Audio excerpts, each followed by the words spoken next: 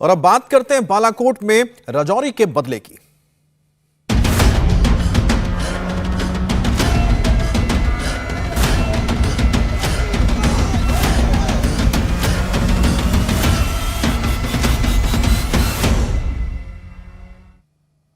Bulletin की शुरुआत Rajouri target killing के बदले से करते हैं।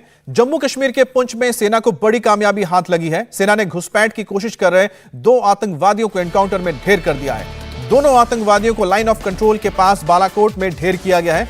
सेना ने कल रात बालाकोट इलाके में सर्च ऑपरेशन शुरू किया था। इस दौरान जवानों को इलाके में संदिग्ध गतिविधि नजर आई थी। बॉर्डर के इस इलाके को सेना ने घेर लिया और उसके बाद आतंकियों को सरेंडर करने के लिए कहा गया, लेकिन सरेंडर करने के बजाय उन्होंने फायरिंग शुरू कर दी। फिर जवाबी कार्रवाई में दोनों आतंकवादी मारे गए हैं। बताया जा रहा है कि ये दोनों आतंकवादी राजौरी के डांगरी गांव में हिंदू परिवारों को टारगेट किलिंग करने में शामिल थे। आतंकियों की इस कायराना हरकत में छोटे बच्चे समेत 4 लोगों की जान गई है।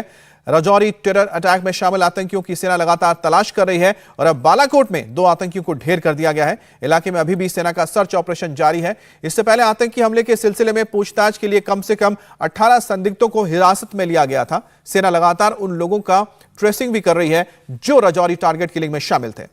वहीं इस पूरे मामले पर सेना की यूनिट व्हाइट नाइट कोर की ओर से बयान जारी किया गया है। व्हाइट नाइट कोर ने बताया है कि डांगरी हमले में शामिल आतंकियों को पकड़ने के लिए ऑपरेशन जारी है। बालाकोट में सीमा पर तैनात सैनिकों ने अब तक 2 आतंकवादियों का पता लगाकर उन्हें मार गिराया और इसके साथ ही पूरे इलाके की घेराबंदी कर दी गई है।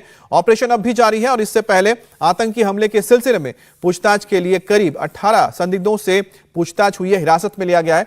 हमलावरों का पता लगाने के लिए बड़े पैमाने पर इस वक्त सर्च ऑपरेशन किया जा रहा है और सर्च ऑपरेशन के दौरान ही बालाकोट इलाके में 2 आतंकवादी ढेर किए गए हैं। राजौरी में बेकसूर हिंदुओं को निशाना बनाने वाले आतंकियों का अब सेना चुन चुन कर सफाया कर रही है। इस बीच खबर यह है कि राजौरी आतंकी हमले में अब मरने वालों की एक संख्या बढ़ गई है। आतंकी हमले में जख्मी हुए एक शख्स की जान गई है। उनका नाम प्रिश शर्मा है, जिनकी तस्वीर आप इस वक्त स्क्रीन पर देख रहे हैं। राजौरी में हुए आतंकी हमले में अब तक 7 लोग मौत हो चुकी है। अब आपको बता दें कि 2023 के पहले ही दिन आतंकवादियों ने राजौरी के डांगरी गांव पर हिंदुओं के घरों में ताबड़तोड़ गोलियां बरसा दी थी। आतंकियों ने 3 घरों पर गोलियां चलाई थी। वहीं दूसरे दिन उसी गांव में एक आईईडी ब्लास्ट भी हुआ था। फायरिंग में जहां 4 लोगों की मौत हुई थी, आईईडी ब्लास्ट में 2 छोटे मासूम बच्चों की जान गई थी। फायरिंग में 6 लोग घायल हुए थे, जबकि आईईडी ब्लास्ट में 7 लोग घायल हुए थे और अब इसमें से एक और शख्स की जान चली गई है। राजौरी में हिंदुओं पर हमले के बाद सेना ने सेकेंड लाइन ऑफ एक्शन शुरू कर दिया। सेना घुसपैठियों से निपटने के लिए बॉर्डर विलेज गार्ड्स को ट्रेनिंग दे रही है। बॉर्डर विलेज गार्ड्स पहले से ही तैनात रहते थे, लेकिन अब उन्हें आधुनिक हथियार दिए जा रहे हैं। पहले इनके पास 303 राइफल होते थे जो कि वर्ल्ड वॉर 2 के थे, लेकिन अब उन्हें बेहतर हथियार दिया जा रहा है। ये देखिए, यहां पर जो आप विलेज डिफेंस कमेटी के लोगों के हाथों में आप देख सकते हैं 303 राइफल्स हैं। ये वर्ल्ड वॉर 2 के राइफल्स हैं और यही वजह है कि अब इनको आधुनिक हथियार दिया जा रहा है ताकि जो गांव वाले हैं जरूरत पड़ने पर खुद अपनी रक्षा कर सकें। और सबसे बड़ी बात है कि जम्मू के इलाके, चाहे वो राजौरी हो या कि किश्तवाड़ का इलाका हो, यहां पर इसी तरह से विलेज डिफेंस कमेटी होती है जो कई बार इस तरह से आतंकवादियों का मुकाबला कर चुकी है, उन्हें ढेर भी कर चुकी है और इस वक्त एक बार फिर से उनकी जरूरत आन पड़ी है और सेना उन्हें मदद कर रही है।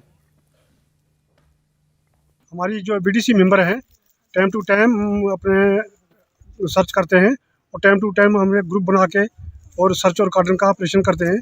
और हमारे लिए ये और जैसे हमारा टोलियां हमारी निकलती हैं सुबह और 5-5 के ग्रुप में हम अपना सर्च और कार्डन का ऑपरेशन करते हैं और डेली हमारी यही रूटीन है। सर पहले तो खतरा कम था, लेकिन जब से डांगरी में वारदात हुई है उसके बाद में कंटिन्यूस ये खतरा बढ़ा हुआ है हमारे ऊपर और हम आप अलर्ट हो चुके हैं और अपनी टीम को लेकर के कंटिन्यूस हम सर्च ऑपरेशन चला रहे हैं। हम दिन के समय भी हम अपनी पार्टी को अलर्ट रखते हैं और कहीं भी को खतरा होने पर वहां पर भेजे जाते हैं आदमी और वहां तैनात हो जाते हैं। रात के समय हम कंटिन्यूस जो सर्च ऑपरेशन चलाते हैं।